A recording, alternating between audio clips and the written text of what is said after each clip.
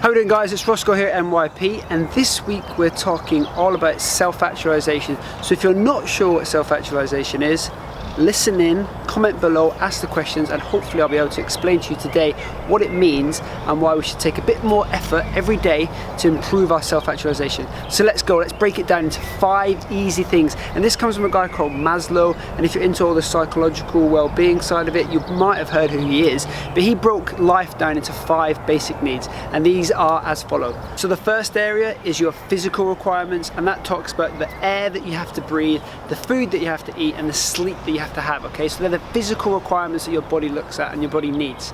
Number 2, and this goes into the different area which talks about the safety element, so your protection, so your security, a house to live in, maybe a job, your family, that sense of security or that sense of being looked after by yourself and by other people. Then the next thing in the hierarchy of needs, the third area you're going to look at, is that love element, and everybody requires and everybody needs to be loved, and that comes from a nurturing thing from when we were babies, okay, that relationship between parents and their kids, and the relationship between siblings and friends, okay, but that's that love element. Everyone requires to be loved, and we get that from our friends, we get that from our family. There's all that sense of intimacy with a partner, okay, and that can come in the form of sex, but that's all to do with love, and that's a requirement that people go after. It's that sense of belonging.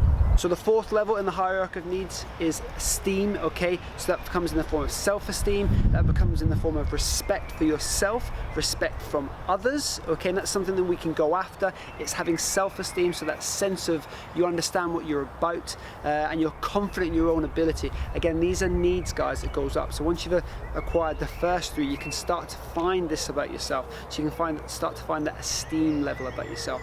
And then the last one, guys, right at the top of the pyramid, is that self-actualization.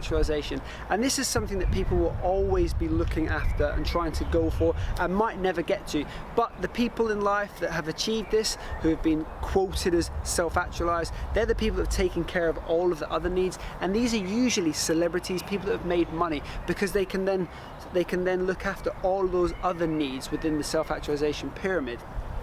So they can then focus on solving problems. So if you think about celebrities, movie stars, people who have then set up charities, they are then able to self-actualize by definition, because they don't have to worry about money, where they live, what they're doing. They're happy in themselves, and then they use their skills and abilities to help other people. And then they find, or they seek after that true meaning of life, all right? And these are the people that set up these charities, these trusts, these organizations, which then can go out and help more people. So that's the top of your pyramid. Hopefully that's explained what the basic hierarchy of needs are for self-actualization. Guys, I've been Roscoe. Today has been talking about self-actualization. Tomorrow I'm going to break it down and show you how you can self-actualize a little bit better every day, and how this is important in you growing as a person. Speak to you then, NYP.